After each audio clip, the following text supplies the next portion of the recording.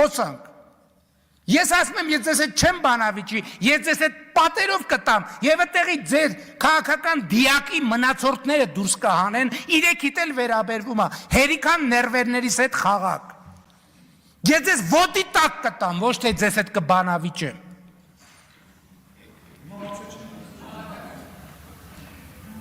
Եվ գիտեն իրանք դա։ Եվ դրա համար էլ չեն գալի, էսա վաղը, էս պայծ սկսած, երեխեքը, թորները, ծորները, հարսները,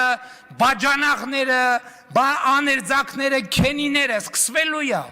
Ասում եմ, կամ վեր եք ընկնում, ձեններդ կտրում եք, այդ թեմայով չեք խոսում, կամ էլ գնում ենք ուղիղ եթերում բանավիճելու։ Ուրիշ տարբերակ չկա։ Սրանից հետո խոսակցությունը լինելու է սենց, հենց այս իրանց այդ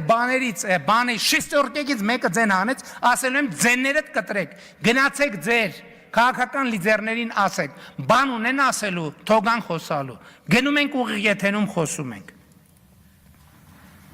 Ինչքան կարելի է մարդկանց բան անել, սղոցել ուղղակի, ընդ որում պրոբլեմը մեզ չեն սղոցում է, սա մեզ համար բացարձակապես ձեռնտու խոսակցություն է, սղոցում են մարդկանց, սղոցում են հանրության նյարդերը,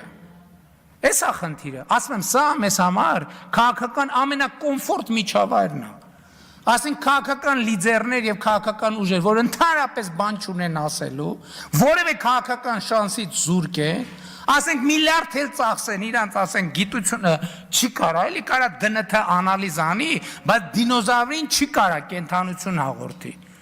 Ասենք սրանից ավելի լավ քաղաքական միջավայր մեզ համար չկա,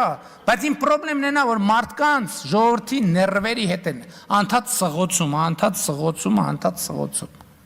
Սրա մասին է խոսքը։ Արձագանք։ Շնորհակալ եմ։